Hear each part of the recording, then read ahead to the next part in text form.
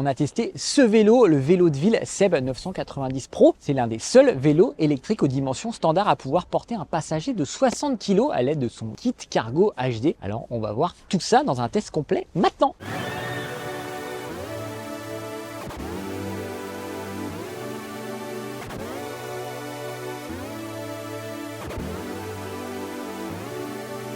Alors avant de commencer, n'oubliez pas de vous abonner à la chaîne, on a toujours besoin de vous pour vous proposer toujours plus de contenu et de vidéos sur le vélo. C'est parti! On a testé quelques modèles de vélos cargo compact comme le Jean Fourche 2 ou le Nakamura Cross City Plus, mais celui-là sort du lot puisque c'est pas un vélo cargo comme les autres, c'est un vélo classique avant tout. Et on a un kit cargo qui va se rajouter à l'arrière qui va permettre de porter un passager qui pèse jusqu'à 60 kg. On rappelle que ce vélo, c'est un vélo de ville. Vélo de ville, c'est une marque allemande qui propose un concept assez singulier, c'est de personnaliser l'ensemble de son vélo. On va pouvoir personnaliser la peinture, le moteur de son vélo, le type de transmission et on va également pouvoir choisir la totalité de ses composants, de la selle à la tige de selle en passant par le type de pneus, etc. On notera que sur notre modèle, on a choisi la couleur Eco Grey, qui est une peinture qui est composée des restes de peinture de la semaine, qui sont toutes mélangées et ça propose un gris qui est différent du coup chaque semaine. On trouvait ça sympa, c'est un petit geste écologique, ça permet de réutiliser les déchets des autres peintures. En plus, on a une couleur un peu unique puisqu'elle va changer chaque semaine. En termes de confort, on a des pneus Marathon Efficiency de chez Schwalbe. C'est des gros pneus avec 60 mm de large avec un beau volume d'air. Ces pneus sont surtout connus pour leur efficacité et leur accroche très bonne sur sol mouillé. On va également retrouver une fourche à l'avant RST Blade Pro avec 100 mm de débattement, une fourche à air qui offre une très belle sensibilité même sur les petits chocs. C'est une fourche qui est quand même très sensible. On va pouvoir la gonfler au niveau de l'air en fonction de son poids et surtout elle dispose d'une bague de blocage avec plusieurs niveaux qu'on va pouvoir régler et qui est très utile quand on porte un passager à l'arrière puisque évidemment avec 50-60 kg à l'arrière, le vélo ne réagit plus pareil sur les freinages. On va la bloquer un petit peu avec cette molette de blocage pour éviter qu'elle plonge au maximum. À l'arrière, on va retrouver une tige de selle suspendue pour le cycliste. Ici, c'est un modèle G2 ST de l'allemand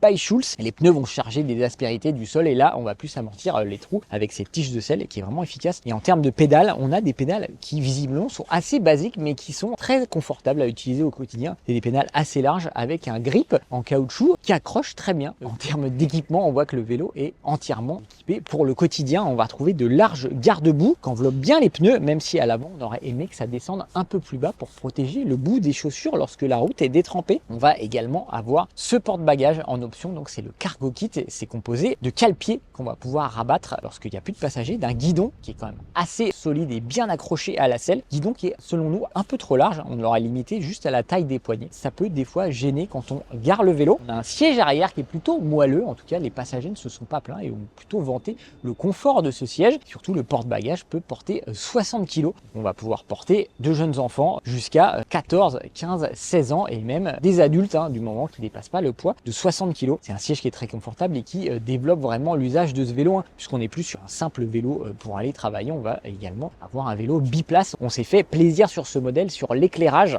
puisqu'on a le meilleur éclairage clairement pour vélo, le Supernova M99 Pro 2. C'est un éclairage avec deux feux, les feux de croisement et les feux de route. On a un mode plein phare. Les feux de croisement sont déjà à 130 lux, qui est déjà énorme, et les feux de route, donc les pleins phares, passent à 450 lux. Un éclairage vraiment qu'on va conseiller à ceux qui roulent en pleine nuit, en pleine campagne. Là, on va vraiment éclairer à plusieurs dizaines de mètres, voire bonne centaine de mètres. Lorsqu'on est en plein phare, on peut vraiment voir très très loin. Et à l'arrière, on a le feu arrière Supernova qui va servir de feu de stop, qui va clignoter même quand on freine vraiment fort. Chez Vélo de Ville, on peut également choisir l'écran qui va accompagner le moteur Bosch. Par défaut, sur ce modèle, on a un écran Purion 200. Et là, on a pris en plus le smartphone grip. Le smartphone grip, il va permettre de venir plugger son téléphone. On trouve que c'est le combo idéal en fait du quotidien. En tout cas, c'est le combo que nous on préfère. On a également un anti-vol de cadre pratique pour les arrêts minutes. Surtout, il utilise la même clé que la clé pour la batterie. Donc, on aura une clé pour les deux. C'est toujours pratique pour les arrêts minutes. Vélo de Ville propose pas le Connect Module de Bosch, mais propose sa propre solution de tracker GPS qui s'appelle VeloMate. C'est une solution qui fonctionne plutôt bien. On va télécharger l'application, on va scanner l'identifiant du vélo et ça va se connecter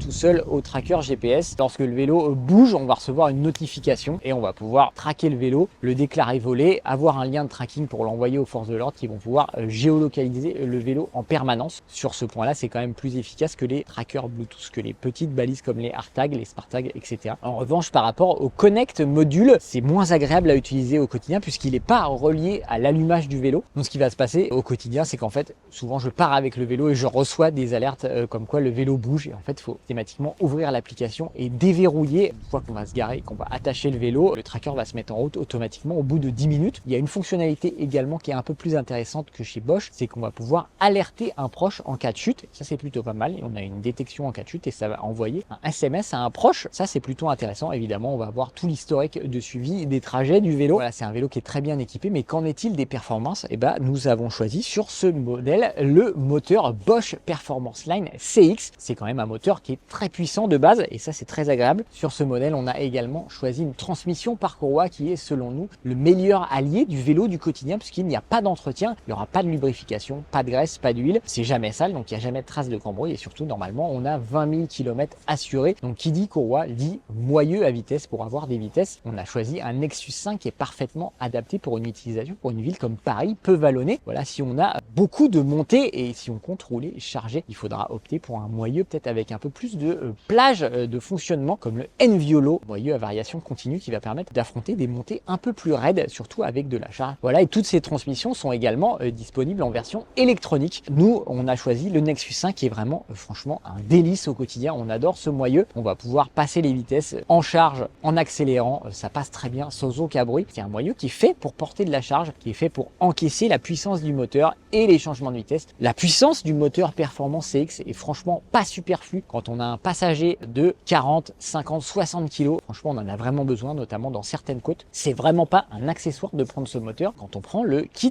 cargo, par défaut, le moteur Bosch est livré avec des modes Eco, Tour, Sport et Turbo sur ce vélo. C'est un peu étonnant. On n'a pas de mode automatique, entre guillemets. Heureusement, on a l'application Bosch qui va permettre de corriger tout ça. Donc, le mode Turbo, c'est franchement celui qu'on va utiliser le plus, notamment avec quelqu'un à l'arrière. En revanche, nous, on a utilisé au quotidien plutôt le mode IMTB ou le mode auto, qui sont un peu équivalents, qui vont délivrer une assistance proportionnelle à la puissance qu'on va appliquer sur les pédales. Voilà, et il va détecter également si on attaque une côte ou s'il y a du vent de face pour augmenter la puissance du moteur. En termes de freinage, ce vélo est proposé avec des freins à disque hydraulique Shimano MT200 à 2 pistons à l'avant et à l'arrière. Et ce type de freinage nous paraît un peu léger lorsqu'on choisit le kit cargo, puisque avec les 180 kg total des passagers et du poids du vélo, il faut quand même freiner tout ça. Et Vélo de Ville a donc la bonne idée de proposer des freins à disque MT 420 de chez Shimano avec 4 pistons à l'avant. On conserve 2 pistons à l'arrière qui sont selon nous indispensables pour freiner la bête convenablement. En termes de confort, les pneus Marathon Efficiency de chez Schwalbe sont très confortables, mais ils sont également très performants